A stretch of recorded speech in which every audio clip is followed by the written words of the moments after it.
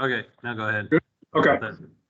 The Board of Athletic Trainers meeting is convening at 9:01 a.m. on November 2nd, 2022 at the Health Licensing Office in Salem, Oregon by telephone conference call.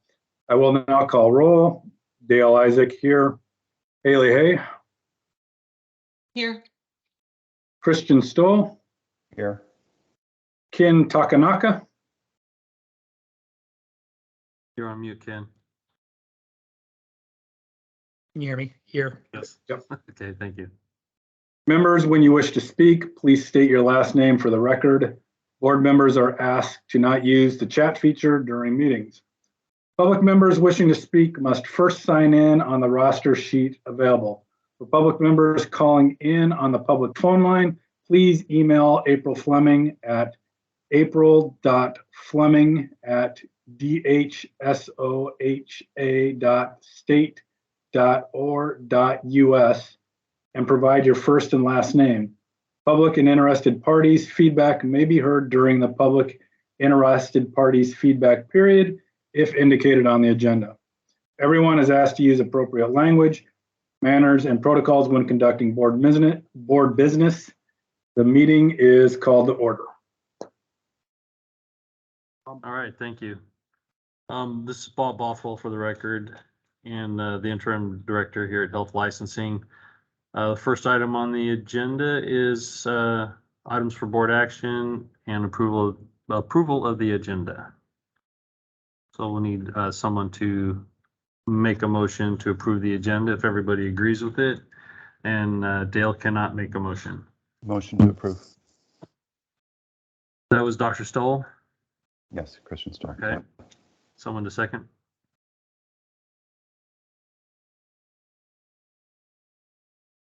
You're muted. I second. Okay. A motion has been made. I'll call the roll. To vote yes when name is called, say aye. To vote no, say nay. So Dale Isaac, aye.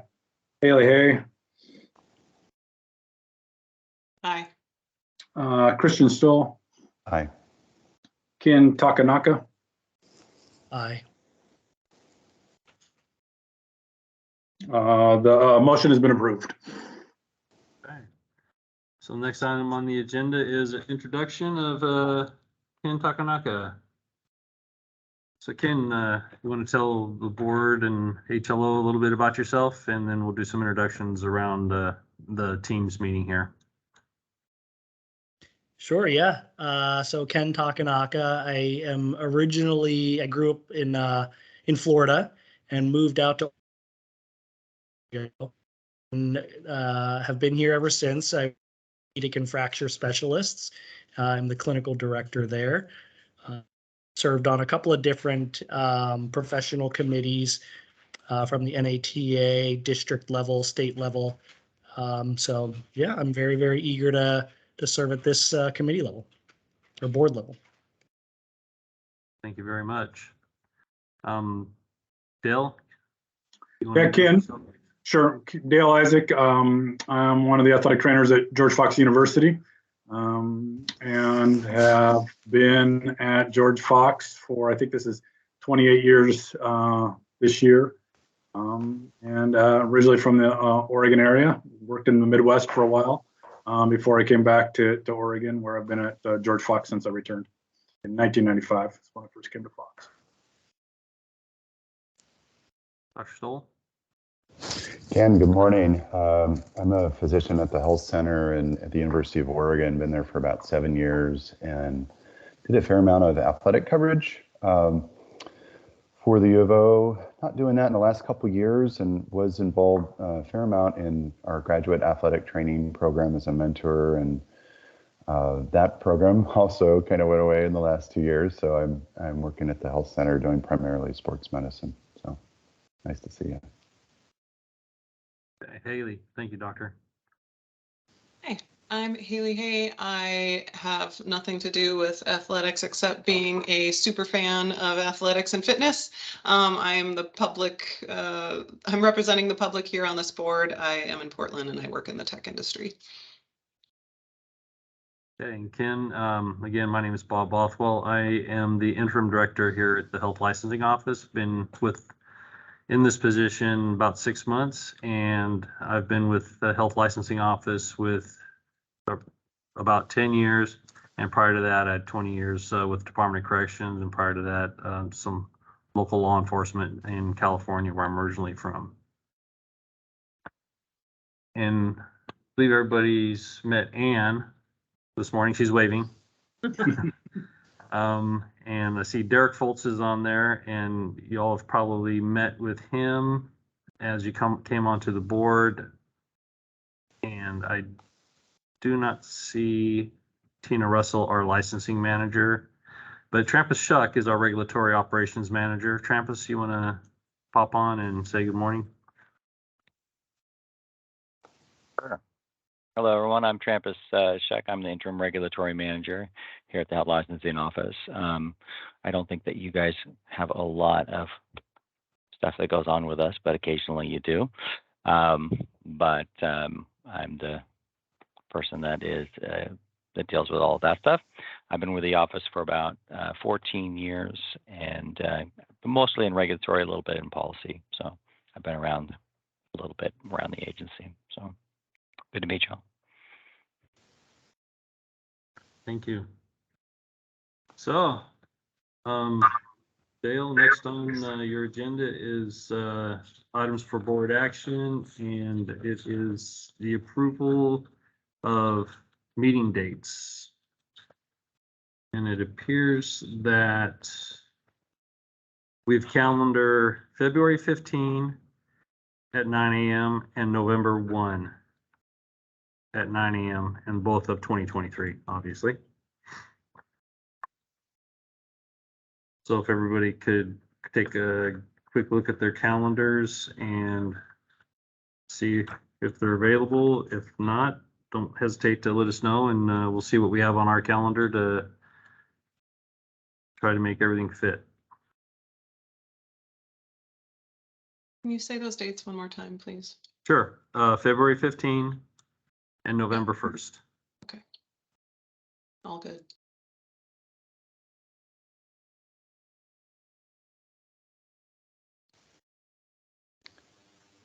Do we need a motion to approve those dates? Yes, sir. Okay. Yep. Motion so approved if the group doesn't have any conflicts. And a second, either Ken or Haley. Second. Okay. That was Ken. And this is Dale. A motion has been made to approve the dates for 2023. I'll call the roll. Dale Isaac, A. Haley Hay. Yay. Christian Stoll. Aye. Ken Takenaka. Aye. The motion to approve the dates for 2023 has been approved. Excellent. Thank you very much. Next item is chair and vice chair nominations, and Dale has served for 2022. His term, second full term as athletic trainer on the board ends April 20th of 2025. So he's still viable for the next couple of years as chair if somebody wants to nominate him for chair. And Ken is in his first full term, which expires August 29 of 2026, and he's able to reappoint.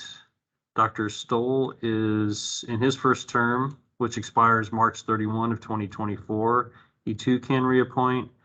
And Haley Hay is in her first full term, and it expires October 10 of 2023 and can reappoint as well. So if somebody wishes to nominate themselves, great. If somebody wants to nominate one of the other parties here, including Dale, he can serve again.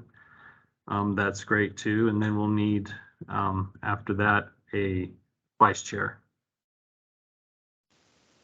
I'm going to quickly make a motion to nominate Dale Isaac for chair again if Dale is amenable to serving.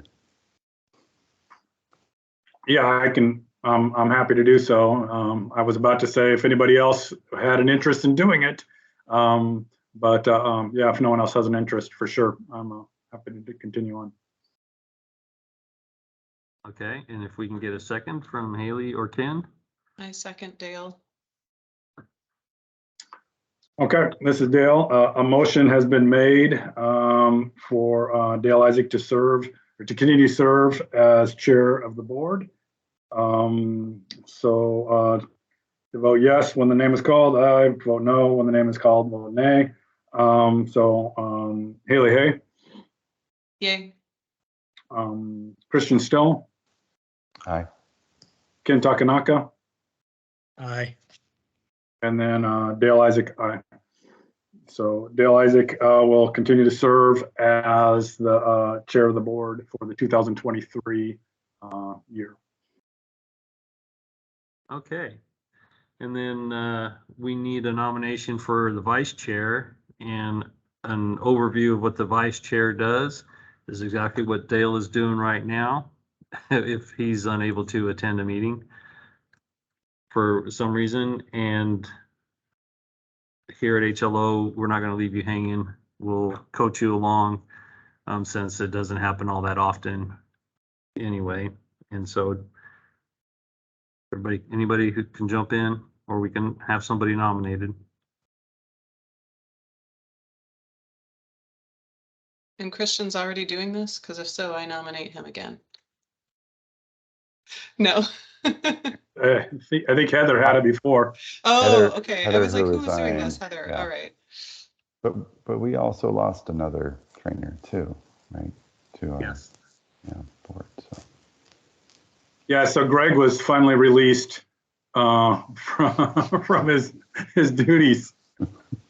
and I should say that in a kind way. That Yes, he was very gracious to hang on for as long as he did. so Haley, you're welcome to nominate Christian. Then, if that's what your preference is to do.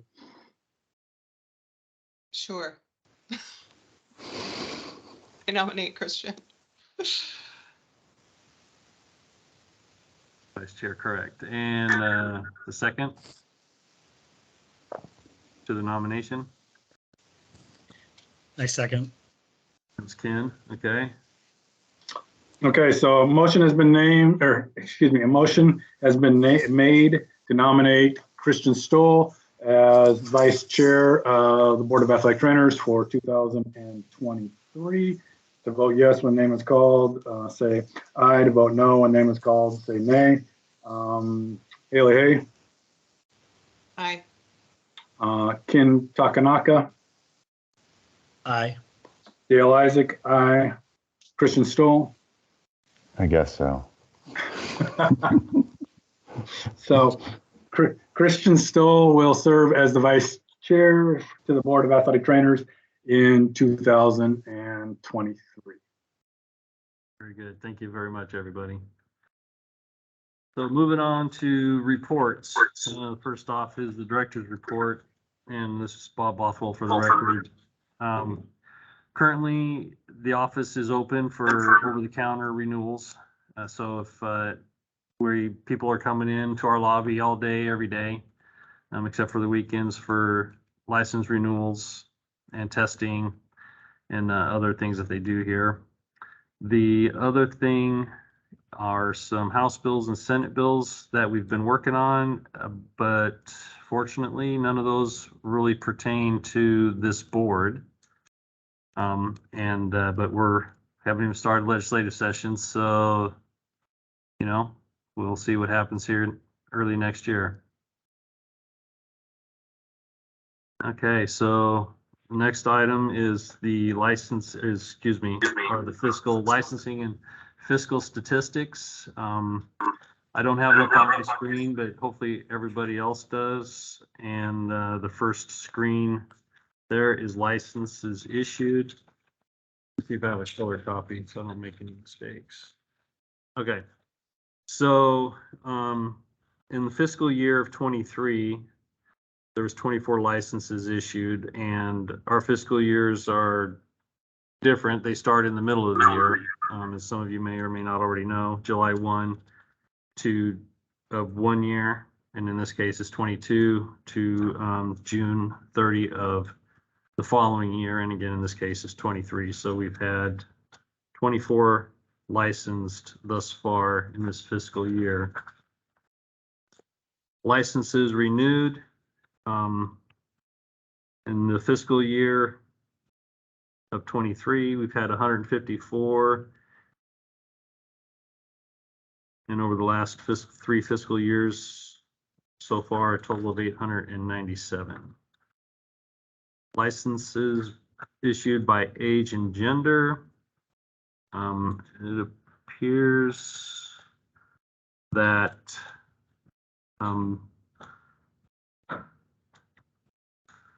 it's a younger profession, 26 to 33 years old, and with it looks like predominantly female as I'm looking at this in black and white. If I'm wrong, someone please call it out. And we have some folks 66, between 66 and 73 that still maintain a license. Volume trends, pretty consistent over the last couple of fiscal years in the 403 to 427 range. The next sheet is your financials, and we're pretty good with beginning cash balance of 444,683 and ending 452,888. And at the bottom of that, it talks about pooled expenditures and allocations of shared boards. So under the umbrella, and for anybody that's new on the board, HLO has 17 different boards, councils, and programs under our umbrella. So it's all divided out. So that's the shared assessment, and that's that takes care of, that's part of the 17 that you guys have. So that's why those numbers are relatively small, anywhere from 0.5% to lower. And then there's the small board assessment, which is what this board is considered, and that's why it's about 5% of the costs to operate the board in the office.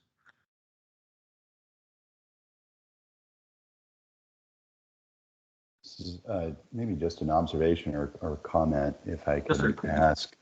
Ken, I understand you are coming from predominantly an office and surgical assisting environment. Is that what I understand? You used to do on-site athletic treatment, so to speak, kind of traditional. Just trend-wise, I don't know if Oates is working on this or NATA, but there's definitely been a consistent trend for athletic trainers, in their mid to late 30s, they're kind of exiting the profession. And I think burnout has been a part of that. The hours that you guys keep for athletic events is incredible, and sometimes leads towards people leaving the profession. But I wondered if there's a trend or movement amongst Oates to kind of keep athletic trainers in the profession, but as within the office, whether that's physical therapy or orthopedic offices, physician extender type of positions, or primary triage, surgical assisting. So Ken or Dale, do you want to comment on that and see if I don't know if there's any action the board would take in this case. It doesn't sound like we would, but just something for us to be aware of. Ken, I'll let you speak to the kind of clinic environment if you've seen any growth there. Yeah, I guess kind of globally in the profession, there are a lot more different emerging settings, I suppose. And what I am seeing just anecdotally is that even newer grads are wanting to directly enter these kind of stable hours, where it used to be a vast majority of them wanted to be in athletics in kind of what we call the traditional setting. So I would suspect that in the future, we'll see that 18 to 25 range, that age range, they will start, going towards more of these types of settings where it's an 8 to 5 job, no weekends, no nights. So what I'm seeing though is a trend where the pay used to also be better in those settings. So you work more stable hours and then you also get paid more. And now is that the collegiate levels, the high schools, those type, and particularly in industrial rehab, the pay, the wages are increasing there, more so, and so I think that's going to try to draw, keep some of those newer grads in those types of positions. Yeah, to kind of add on to what he was saying, so as many professions were hit hard by COVID, athletic training was hit especially hard on the burnout side of things due to COVID, especially at the collegiate level, where the kind of the COVID care plan was just kind of thrown into the hands of the athletic trainers at the college level. And it led to a lot of resignations at the collegiate level, to the point where some East Coast colleges had to cancel games in the past year because they didn't have athletic training staff. And so we've seen probably more collegiate athletic trainer positions open up that are available to anybody that wants to get into that setting than we have in years in the past year. And as a result of that, we are starting to see a little bit of a bump in salaries, which is, obviously a positive for the profession. Because if the colleges don't start up in the salaries, they're just not able to keep the personnel. But we've definitely seen a spike in the number of resignations. So part of the whole great resignation, but athletic training is one of those professions that that was hit especially hard by COVID. And so I think, hopefully now that things are starting to normalize a little bit more, that we might see a little bit of a bounce back. To Ken's point, I think the collegiate setting, hopefully will become a little bit more competitive for the sake of the profession.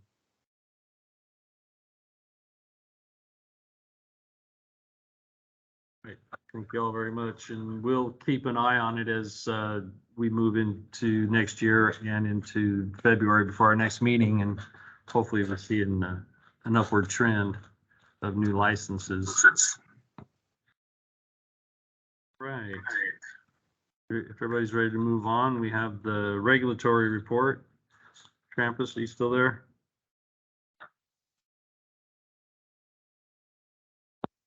Can everyone hear me? All right.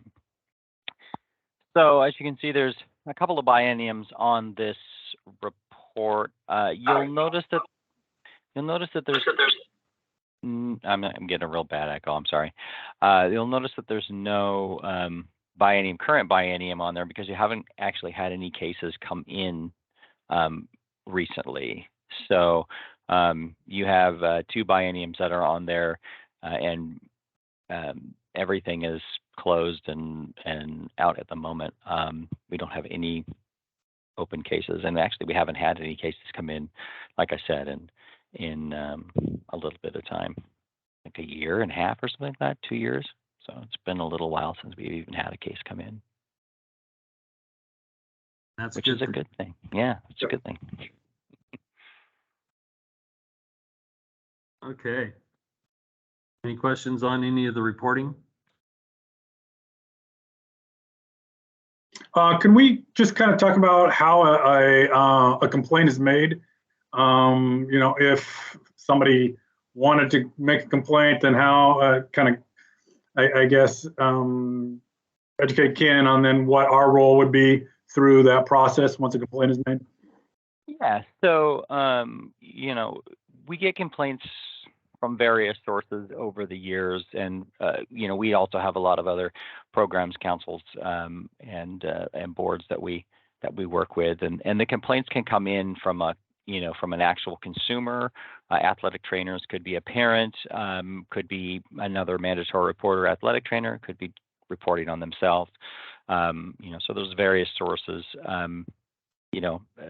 Somebody at the agency could get, could hear of a situation and then open it, upon the agency's own motion. So, but once we get that complaint, it all pretty much goes through the same process. It would get assigned, we would vet it to see if there was anything that was, kind of a probable cause situation. Is anything in this complaint alleging a possible violation of the laws or rules? And is there enough identifying information in the complaint to actually conduct an investigation? So then we have an investigative protocol that we go through, but it's basically, the basic elements of an investigation are going to be, talking to the complainant, talking to the affected client, getting records from the athletic trainer, and then, if anywhere along the way we need a little bit of expert advice, we may bring it to the board during executive session. Otherwise, when we got to the end, we would write it up and bring it to you guys to take a look at and review. So you would see what happened in the investigation and whether or not you guys felt that there was any disciplinary action, necessary, and what that would be. And then you guys would give us your advice on that situation. So that's kind of the broad overview of what happens, and then for the complaint process and the investigation process. Is that what you were asking? Yeah, absolutely. And then Bob, if you could kind of explain to Ken how executive session works when we have. Sure.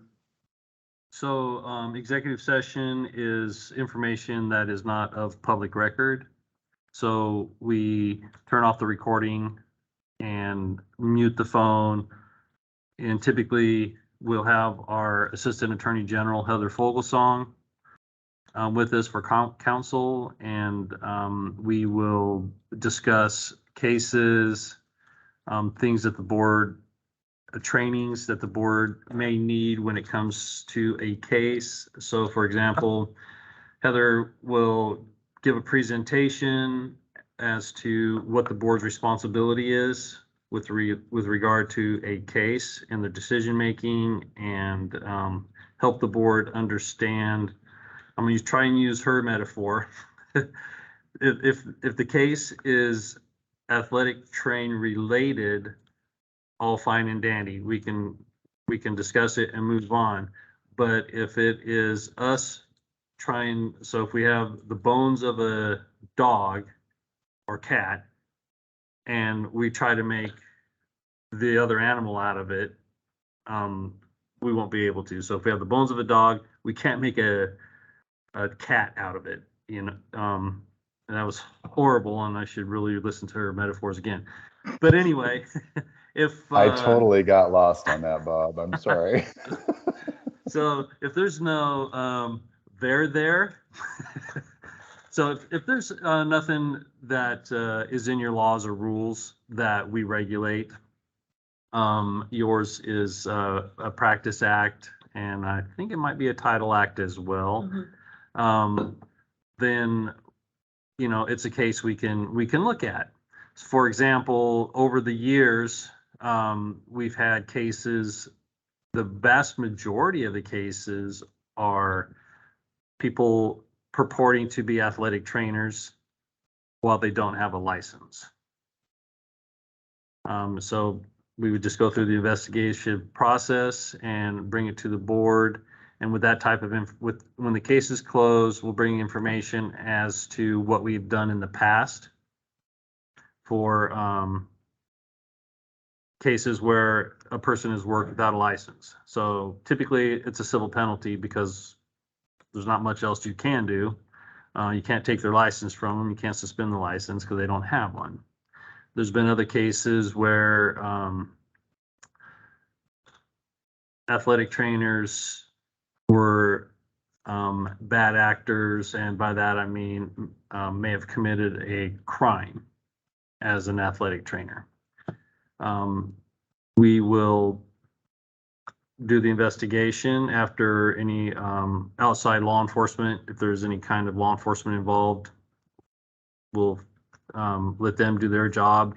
Then we'll pick up ours, do our investigation, and bring it to the board, and that can range, and all that will be in public session, but going further, that can range from anywhere from a civil penalty to a revocation or suspension of a license.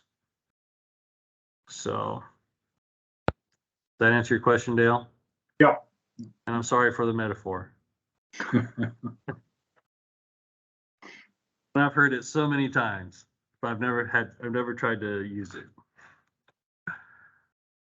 So, if there are no other questions on the reports, we can move on to the next piece. All right.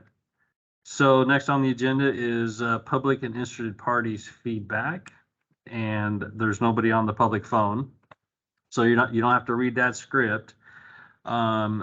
For Ken and anybody else on the board that has not been through this, typically this board doesn't have a lot of public comment through the public comment period, and what that is for is let's say an athletic trainer sees an issue with any of the statutes or rules, or just has comment, like Ken's comment, or I'm sorry, Dr. Stoll's comment, where it looks like, the profession has folks in it that are in their mid-20s, early 30s, and then it's the licensing trend is trailing off. Someone may have comment on why that's happening and may ask the board to take action. And what we do is we let them talk. We hear what they have to say. It's public comment, so we allow them to make comment. If a board member wishes to respond to a public comment, it's allowable, but we try not to get into a long dialogue about it and come to some sort of consensus or decision making without it being on the agenda, because in that case, we'd want to renotice and put that on for the next meeting, so other people that are in the field of athletic training can see that this is what we're going to talk about in the meeting and join us in the public arena on the phone or in the office. In one of our boards, we've had public come into the office to observe and listen to the board meeting.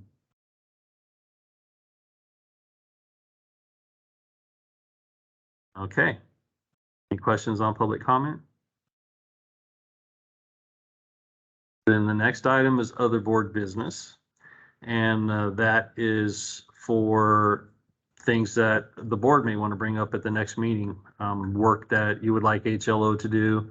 If you want us to look into a topic or something, we're more than willing to do that, and we'll get the information back to the board as soon as possible and bring it to the meeting, and where the public again and the public can hear it and the board can discuss it on an open forum.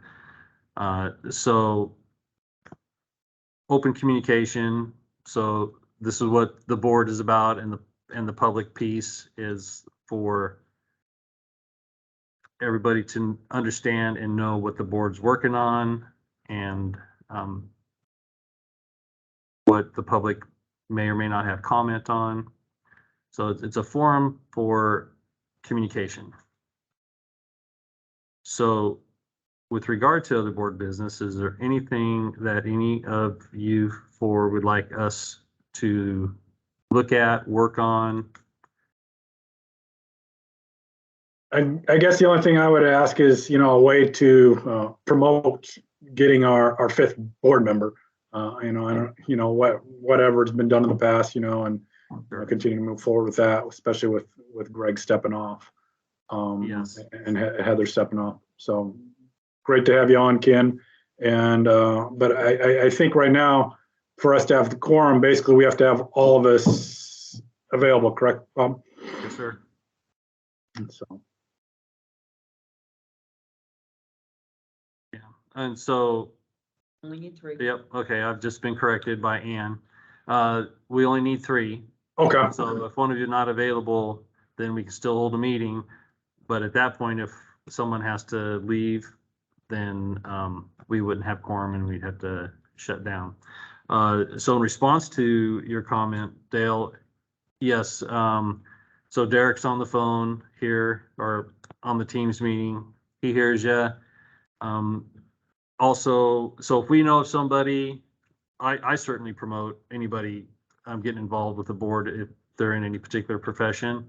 And if you know of anybody, any of you that know somebody that would be an asset to the board, have them get a hold of us here and we'll put them in touch with Derek, and Derek will walk them through the process, which basically I think these days is go to Workday and get your name out there to the governor's office. And then whenever they get around to doing their piece of it, because I think there's over 200 boards in the state. So, you know, it's a lengthy process just by the sheer number of boards and potential board members coming and going.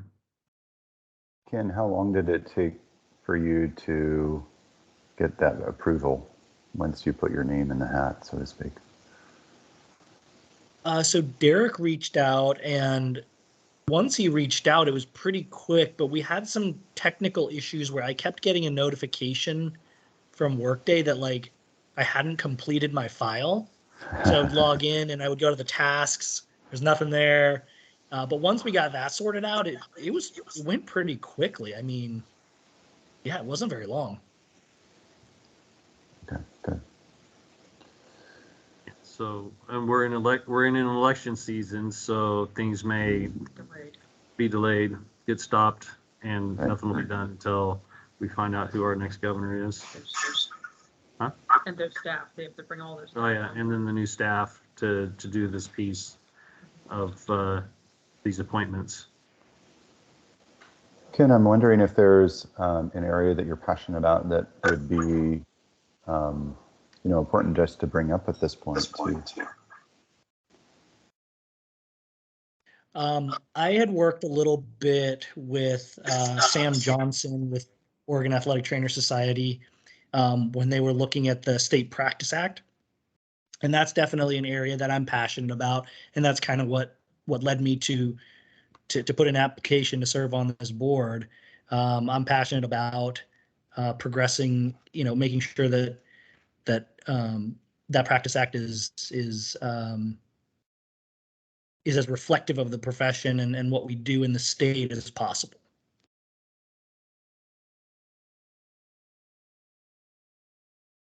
Do you see any current regulatory issues that are effective at the board that are problematic, either Dale or Ken?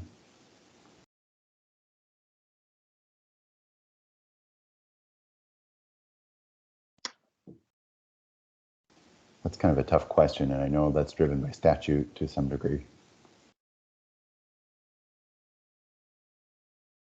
I can't recall any at this point in time. I know again, I don't know. Let me rephrase it. I don't know if you and Sam have kind of seen some stuff that you were concerned about or not. No, I think when the Practice Act was revised just a couple of years ago, I want to say it was 2 or 3 years ago. I think that it really, a lot of great work was done and a lot of great progress was made. It is a little odd to me that I believe athletic trainers might be the only licensed healthcare professionals in the state that are specifically limit what their patient population chooses to do recreationally. And I think that's odd.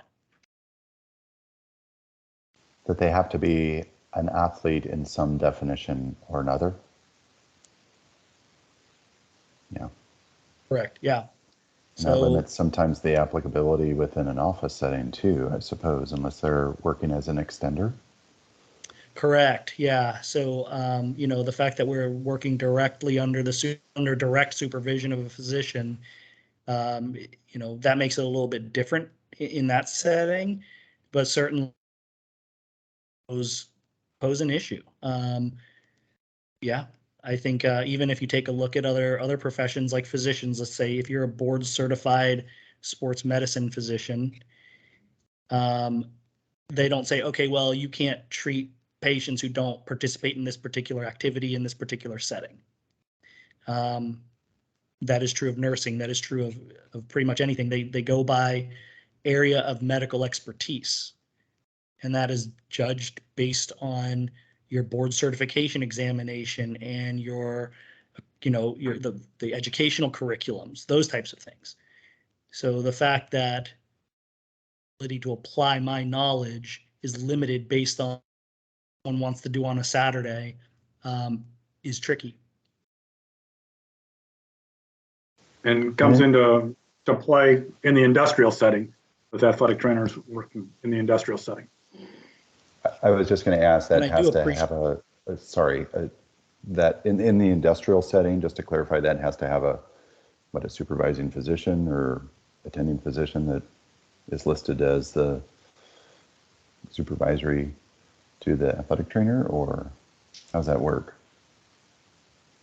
Off the top of my head, I'm not sure. I haven't looked at the statute in quite a while, so I'm not sure if they do or not. I was just thinking in terms of the context of Ken's point of you have in the industrial settings where you're treating employees that may have been injured, not as an athlete or quote unquote would be considered to be an athletic activity, but still may have the same injury that we would be treating if it was an athlete. And so there might be limitations. And I can't remember what all the limitation was, but I think that's kind of one of the points you were making, wasn't it, Ken? Was that there were some limitations on that area? One of the big things that the improvements that were made to that statute, or clarifying points, I should say, is that they redefined what athletic activity is. And so that made it much more clear, and it's defined broadly enough to where I think it says anything that requires range of motion, strength, agility, dexterity, which is essentially any physical movement, right? So that definition was very helpful. The other thing that's a little bit kind of confusing, I suppose, is that unlicensed healthcare professionals, it is said that they can do anything that is under the scope, they can do anything that their supervising practitioner feels is appropriate, where that's not in the language for the Athletic Trainers Practice Act. So then it calls into question whether unlicensed persons working in a healthcare setting are freedom than a licensed athletic trainer. I'm sorry, your volume or your mic cut out right at the last point you were making, Ken. So can you say that again? Yeah, so if you look at what the rules and regulations are for unlicensed healthcare providers, professionals in the state of Oregon, it basically says that the physician can determine that, where that language is not present in the statutes for athletic trainers. So that calls into question whether an unlicensed person has greater freedom to practice healthcare than a licensed athletic trainer in this state. That is concerning. And I don't know about that, because I know that there are, limitations, for instance, of which I can ask a medical assistant or an RN to do, that there are some things that if they're under the supervision or direction, like an order, so to speak, that they can carry that out up to their license capability. But you're talking about an unlicensed, individual I don't know when we would encounter that in an office or hospital setting. A field activity possibly, but that would be posing as a health professional, without a license at that point. So I don't know when that is actually applicable. At least in the state of Oregon, medical assistants, whether they're certified or not, are unlicensed. So, most of the time for someone like that, they're going to abide by what their scope of practice for their certification, their board, whichever entity certifies them is going to say. But in other instances, that may not exist. So there's nothing that says currently, that I've encountered. Let's say you're a college student who's working as a lab tech, and you happen to get a job as a medical assistant, family practice. You can fill that role. You can say that you're a medical assistant, you're a certified medical assistant, but they fall under the unlicensed healthcare professional.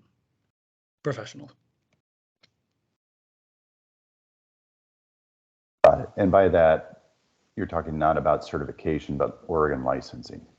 I got it.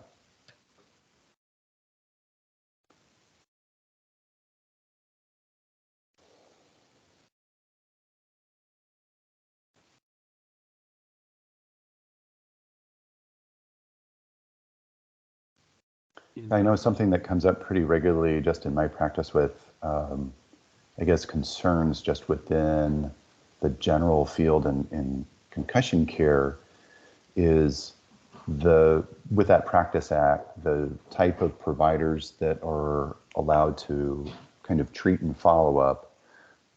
So confirm diagnosis or release back to play, and that feels like, even with the OHSU certification, feels like a wide breadth of training still at this point.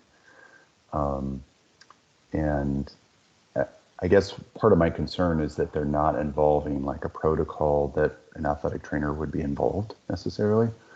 Whereas I feel like that's the standard. So any thoughts on that with where OATS is going and whether there's any movement within the regulatory to change concussion management or modify it? This is where it'd be nice if we had an OATS representative in the meeting, to ask the question about. I do know that as a profession, there was disappointment when that state act came out a couple of years ago, that it disallowed athletic trainers from making the return to play decision for under 18-year-olds, where there was other healthcare professionals that were included in the list as to who could do that, and athletic trainers were excluded from that list. And so I think that there's a desire from OATS to see that changed. I don't know what the OATS lobbyist has done in the last couple of years to try to get a change to the license, or excuse me, to the act. But there was definitely disappointment there, and some of the reasoning behind having athletic trainers excluded from being able to make that return to play judgment. And there was nothing, I don't think, that forbid athletic trainers on the sideline from making a return to play assessment. It was once a concussion was diagnosed, the athletic trainer was not included in that group of healthcare professionals that were allowed to return an under 18 athlete. Right. And so once again, that'd be a good question for OATS, and it might be other business to have an OATS representative come into the meeting and talk about, where that's potentially going, or maybe even coming in to talk about what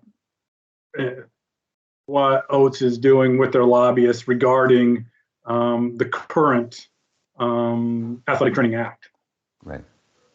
I'd love to see that change. I feel like that would be an improvement in, you know, the care delivered in Oregon around concussion care.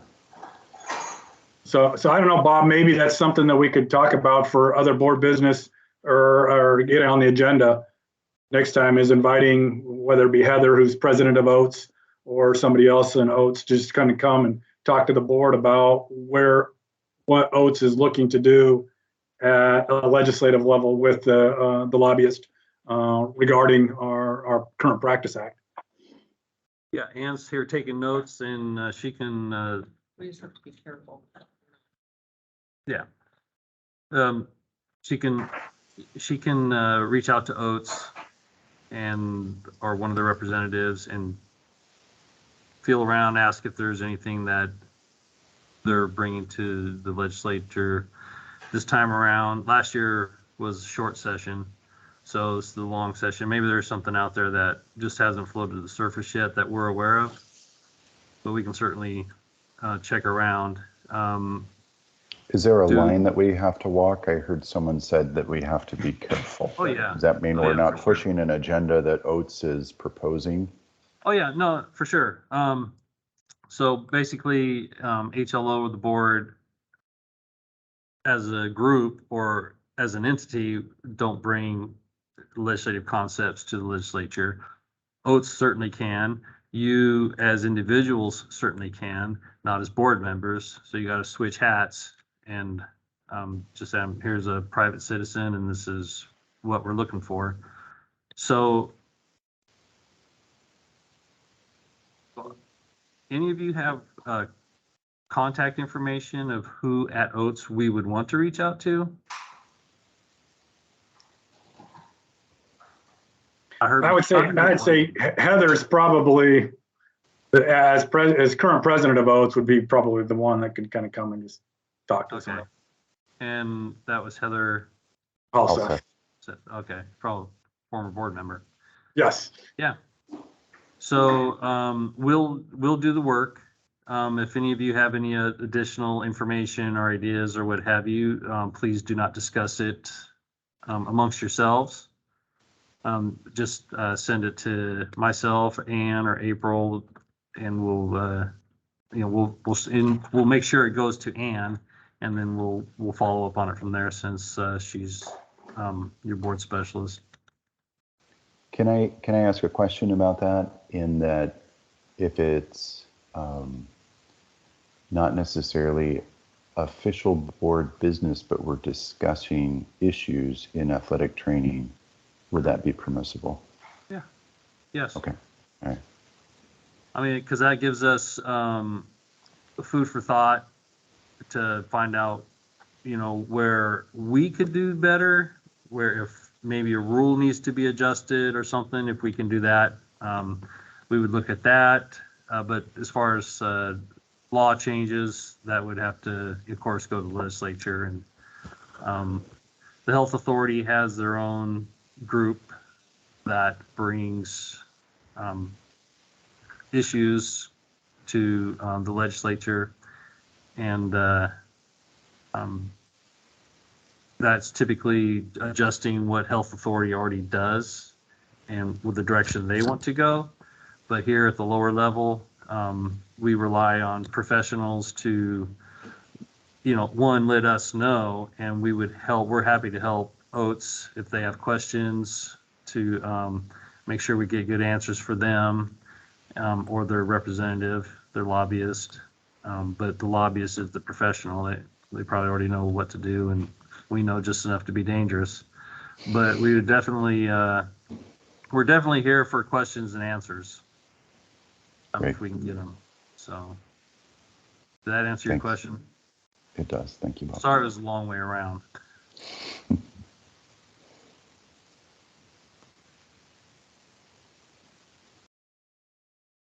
Okay. Well, if there's nothing else, Dale, you can certainly read us out. Okay.